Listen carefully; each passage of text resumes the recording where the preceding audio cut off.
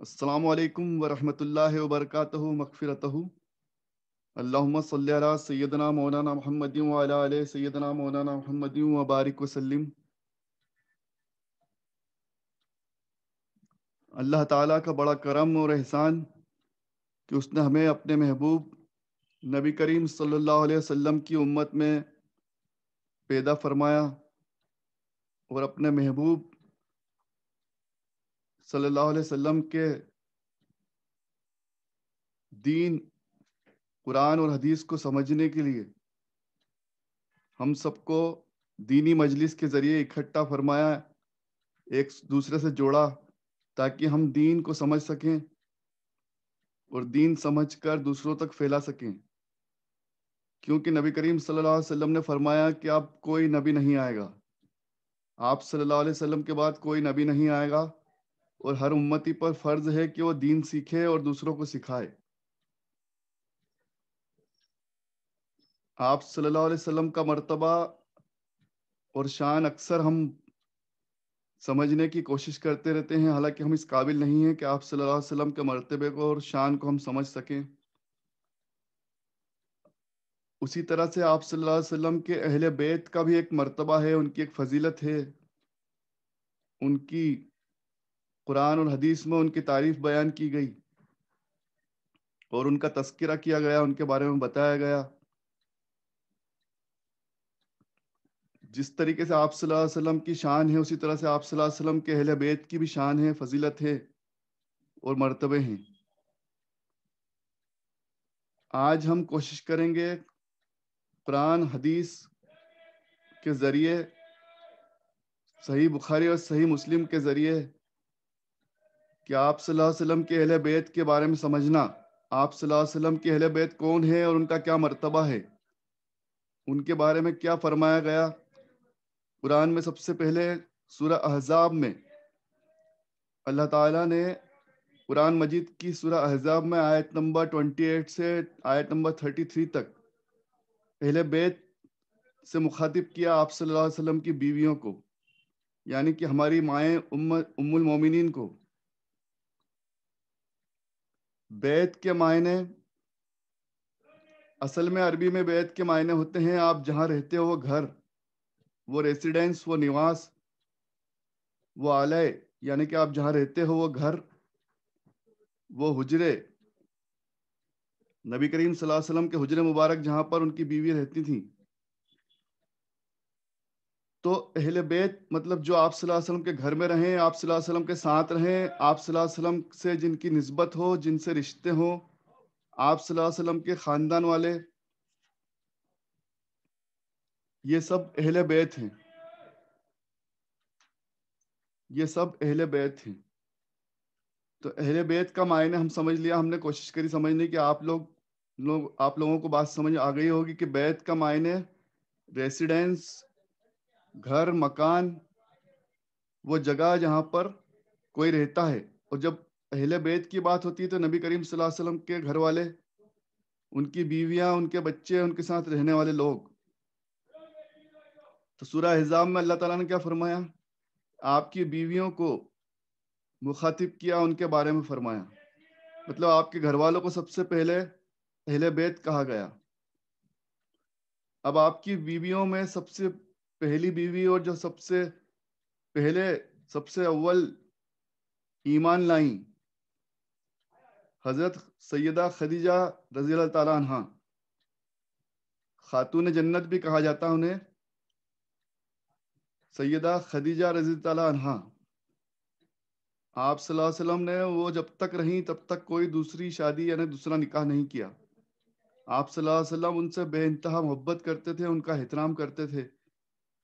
تو سب سے پہلی اہل بیت جو آئیں گی، سب سے پہلی اہل بیت حضرت سیدہ خدیجہ رضی اللہ عنہا، جن کا مقام حدیثوں سے ہمیں پتہ چلتا ہے کہ آپ بہت بڑی تاجر یعنی کہ بزنس والی تھیں، آپ کا بہت بڑا بزنس تھا، بہت بڑی تجارت کو آپ انجام دیتی تھیں، بہت لمبا چوڑا بزنس تھا۔ آپ صلی اللہ علیہ وسلم سے جب ان کی شادی ہوئی، ان کا نکاح ہوا، تو آپ صلی اللہ علیہ وسلم کو جب پہلی بار وہی اتری نازل ہوئی تو آپ صلی اللہ علیہ وسلم کو سب سے پہلے ہمت دینے والی، آپ صلی اللہ علیہ وسلم کا ساتھ دینے والی اہل بیت اطہار میں سے حضرت خدیجہ رضی اللہ عنہا تھی، اور ان کے مال یعنی کہ ان کے مال و دولت سے دین کو سب سے زیادہ فائدہ پہنچا، آپ صلی اللہ علیہ وسلم کو بہت سپورٹ ملا، آپ صلی اللہ علیہ وسلم کا انہوں نے بہت ساتھ دیا.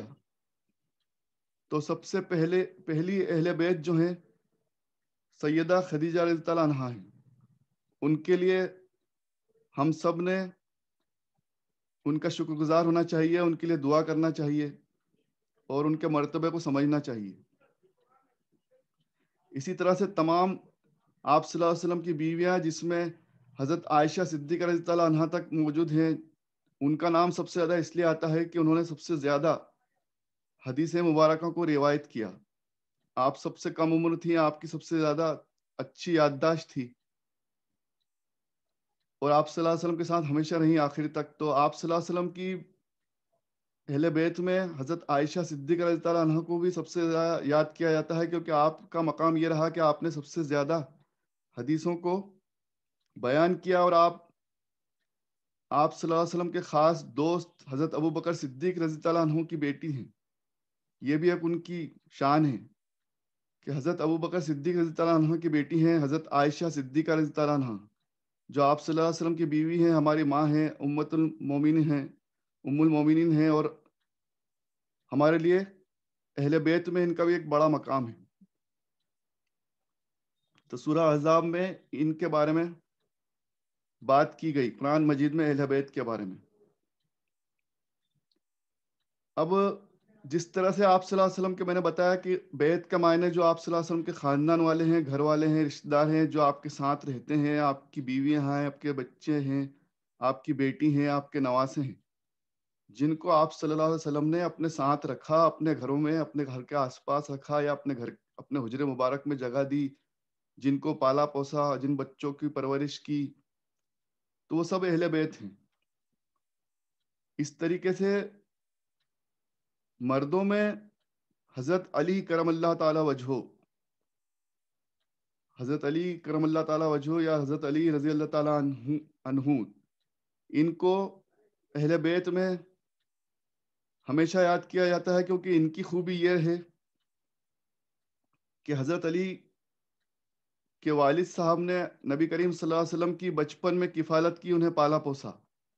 آپ صلی اللہ علیہ وسلم کو بچپن سے ان کے والد کا انتقال ہونے کے بعد، ماں کا انتقال ہونے کے بعد جو پرورش کی ہے، جو پالا پوسا ہے، تو حضرت علی کے والد صاحب نے پالا پوسا. تو اس لیے حضرت علی کے والد کے آپ صلی اللہ علیہ وسلم بھتیجے ہیں، اور ان کے خاندان کے ہیں، اہل خاندان ہونے کے کارن اس بنا پر اہل بیت ہیں، کیونکہ آپ صلی اللہ علیہ وسلم کی پرورش اور کفالت انہوں نے کی ہے.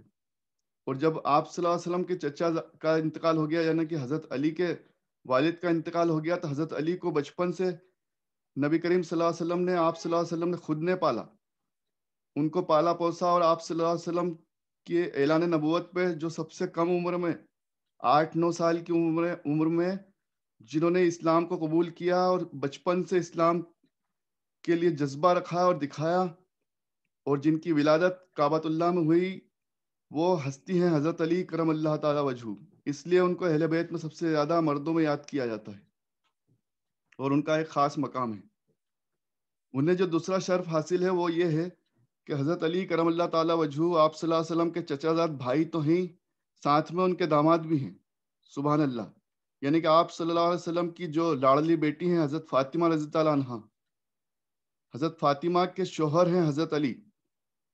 یہ بھی انہیں شرف حاصل ہے، اس لیے بھی وہ اہل بیت میں ان کا ایک بڑا مقام ہے. تو اس طرح سے ہمیں یہ پتہ چلتا ہے کہ آپ صلی اللہ علیہ وسلم کی بیٹی حضرت فاطمہ رضی اللہ عنہا اور حضرت فاطمہ رضی اللہ عنہا کے ساتھ ان کے شوہر حضرت علی کرم اللہ تعالی وجہہ، اور ان کے بیٹے، دونوں بیٹے حضرت حسن اور حضرت حسین رضی اللہ عنہ. تو حسنین کریمین یہ بھی اہل بیت ہیں، کیونکہ آپ صلی اللہ علیہ وسلم کے نواسے ہیں. اب اس طرح سے آپ صلی اللہ علیہ وسلم کی بیویاں، بیٹی، داماد اور نواسے، اور جن لوگوں کو کہ آپ صلی اللہ علیہ وسلم نے کفالت کی، جن کو اپنے ساتھ رکھا، جو ان کے اہل خاندان تھے، وہ سب لوگ اہل بیت ہیں۔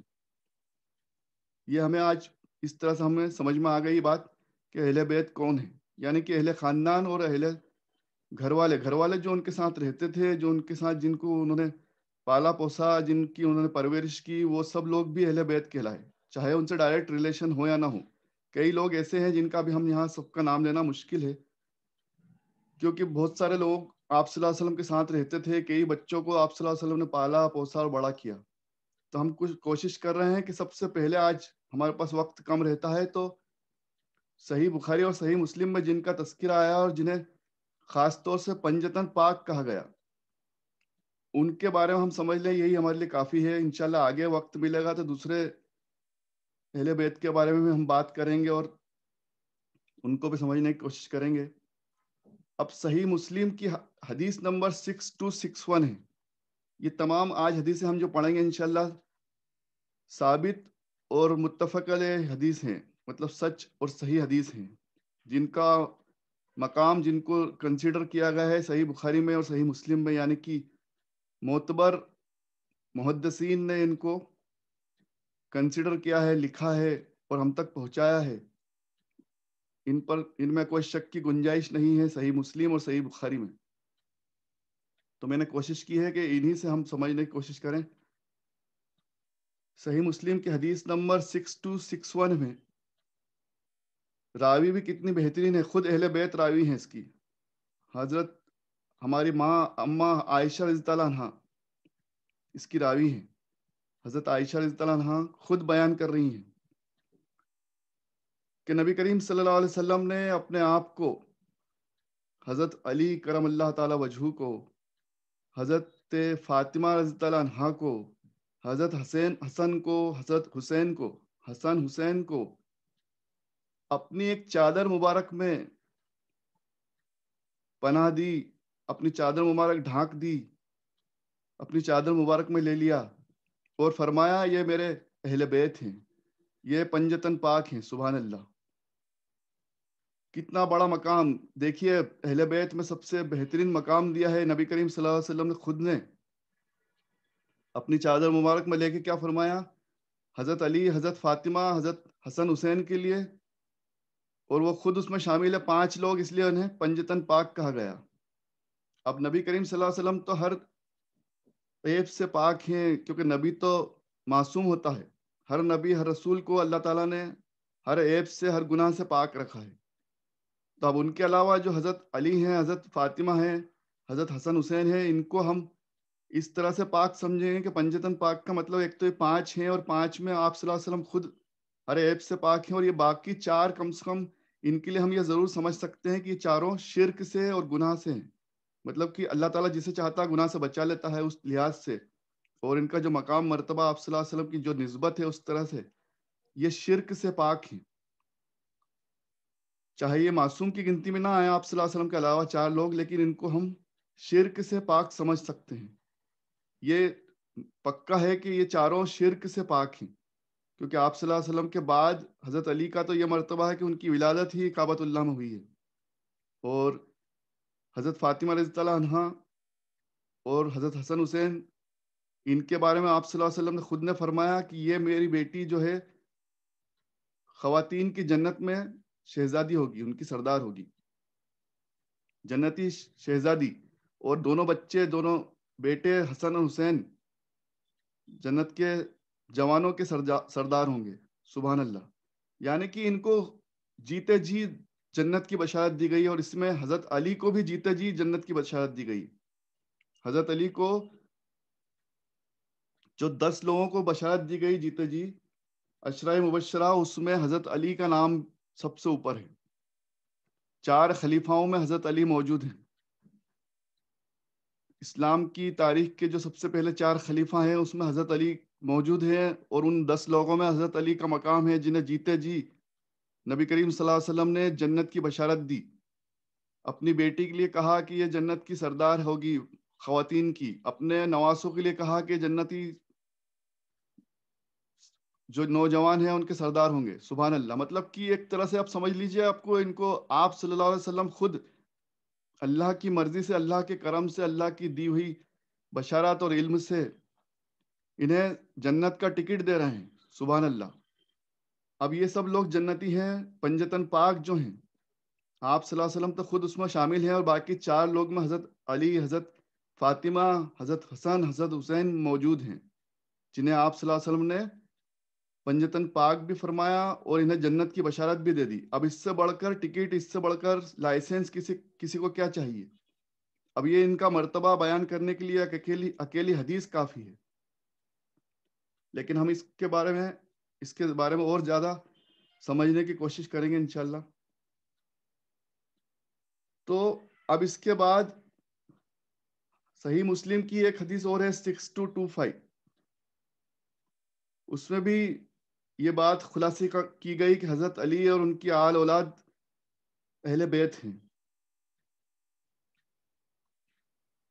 آپ دیکھیے، حجت الوداع سے جب آپ صلی اللہ علیہ وسلم لوٹنے لگے تو ایک خطبہ آپ صلی اللہ علیہ وسلم نے میدان عرفات میں فرمایا تھا، جسے خطبۃ الوداع بھی کہا جاتا ہے.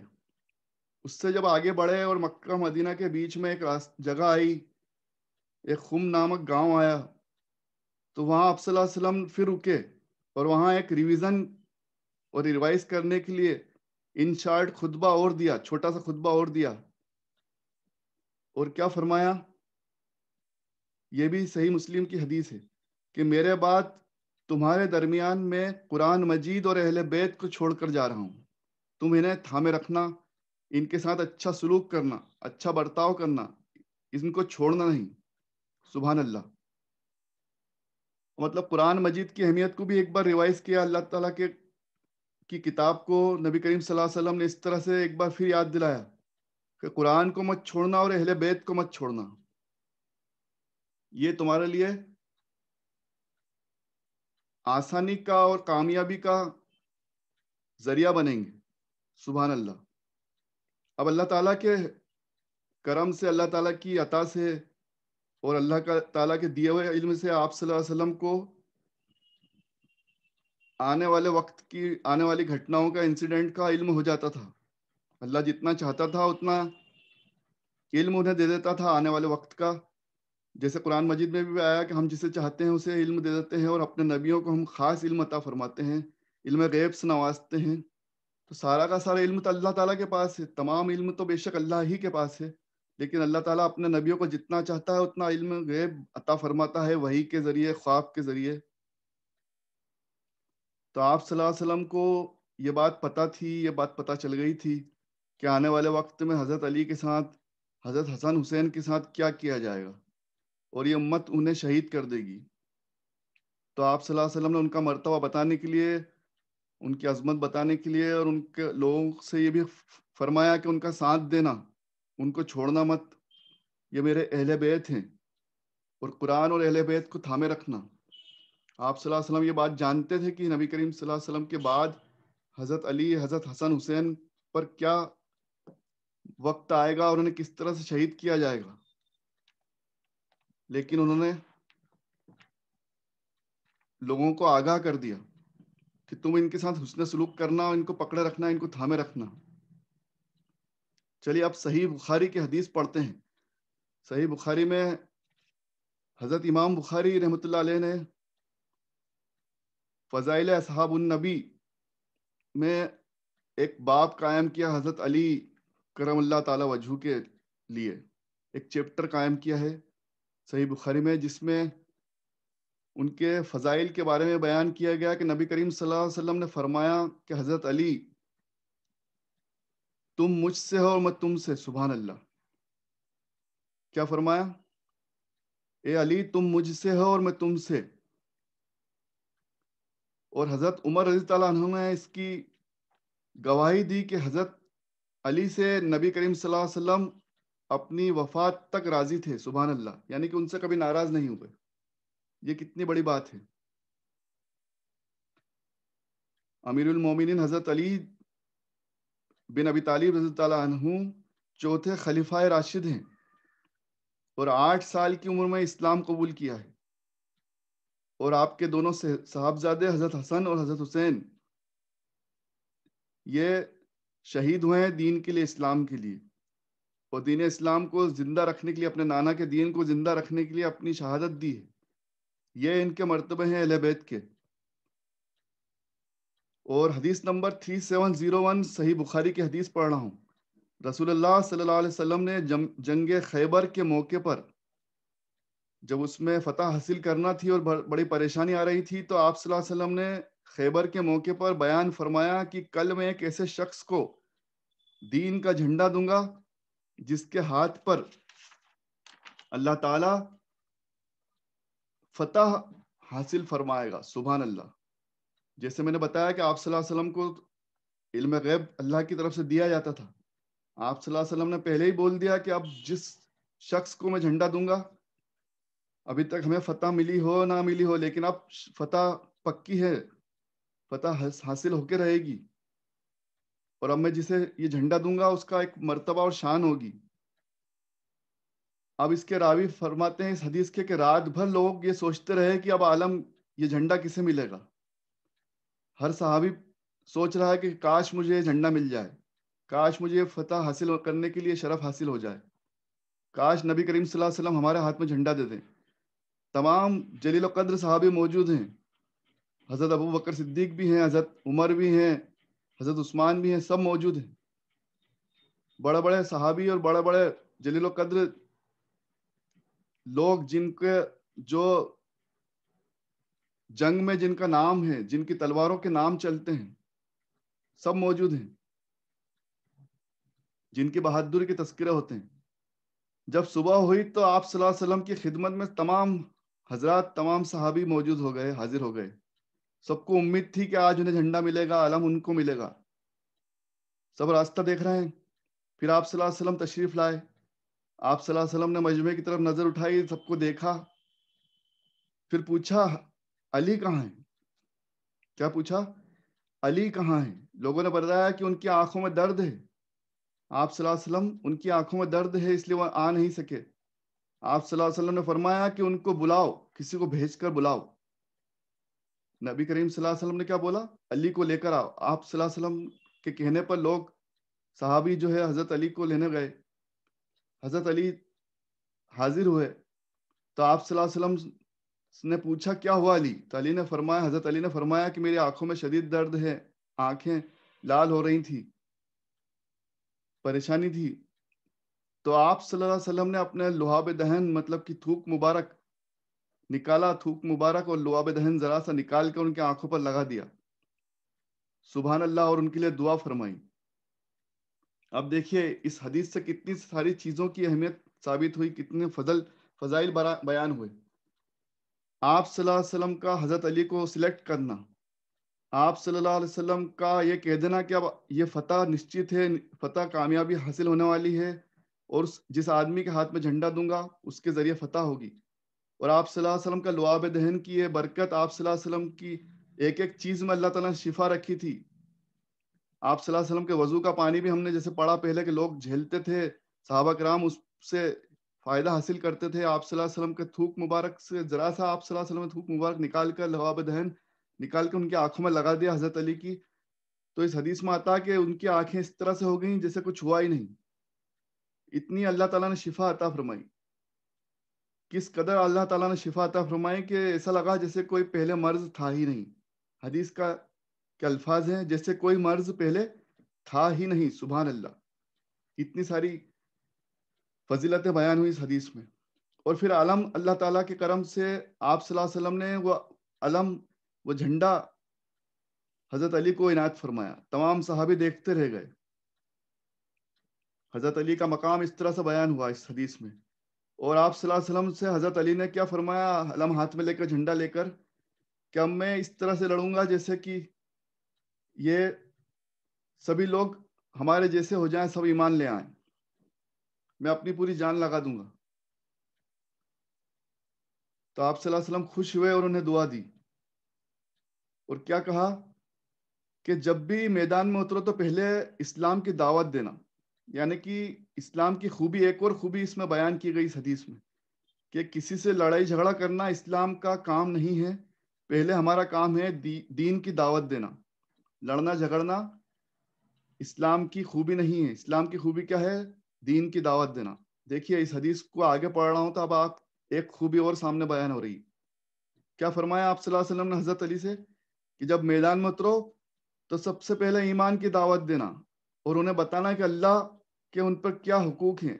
اللہ ایک ہے, نبی کریم صلی اللہ علیہ وسلم ان کے رسول ہیں. مطلب کہ دین کی دعوت دینا, امن کا پیغام دینا.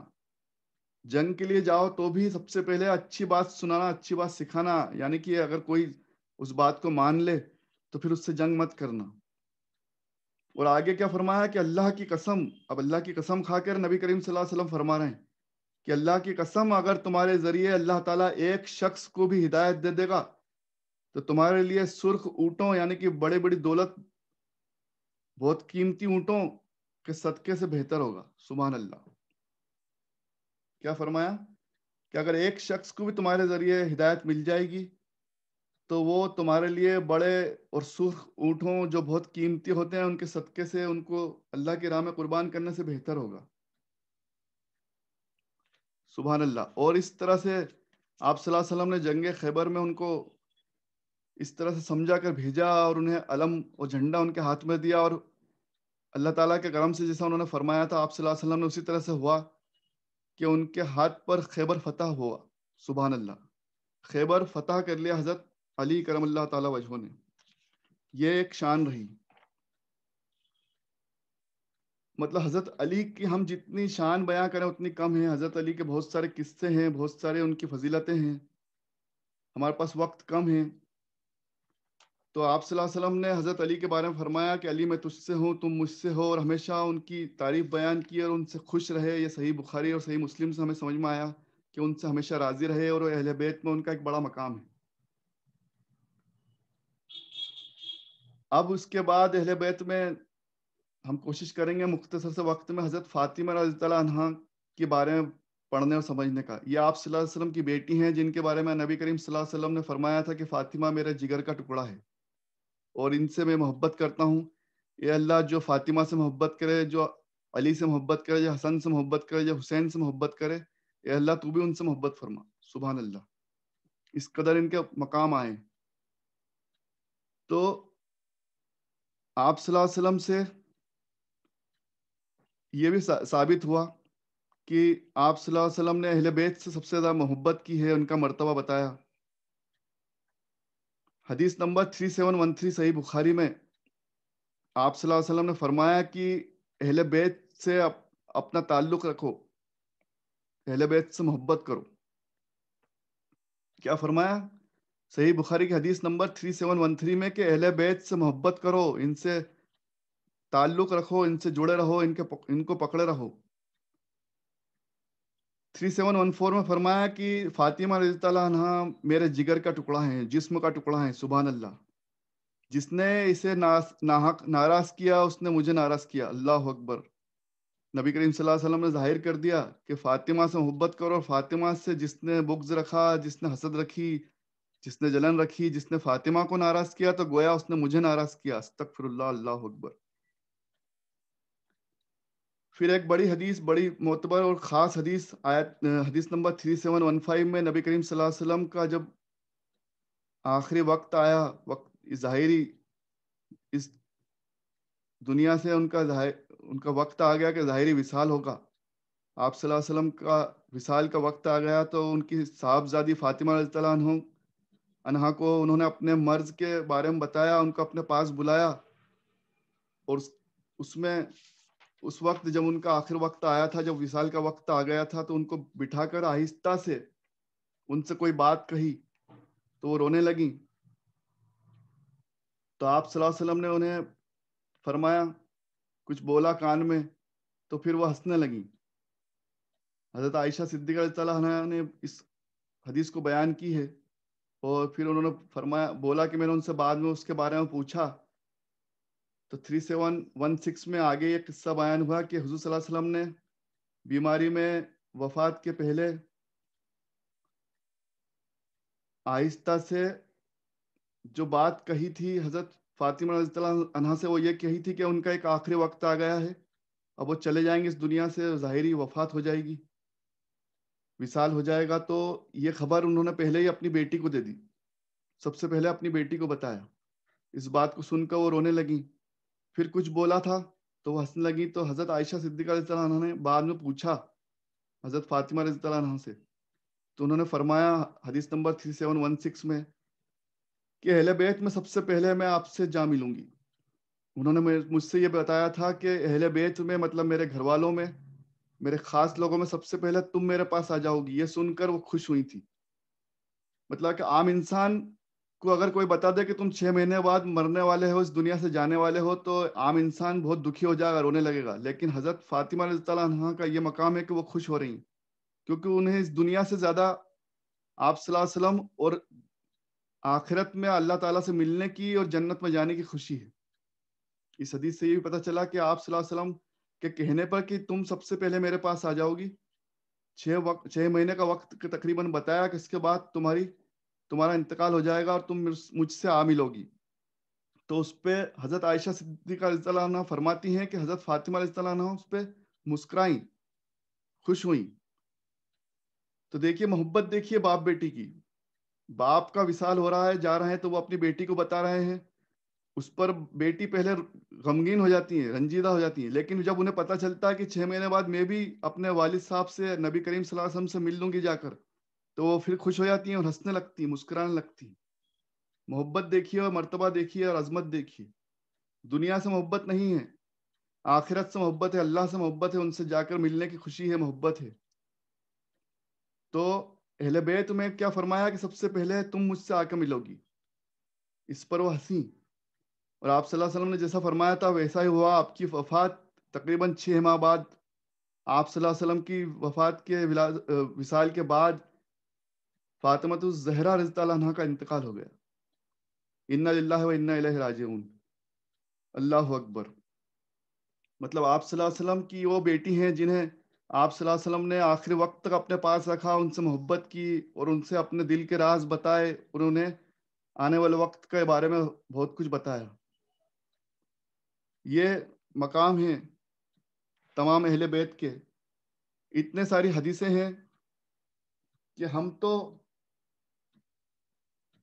تو اس کے بارے میں بیان بھی نہیں کر سکتے، ہم تو ان کا حق بھی ادا نہیں کر سکتے.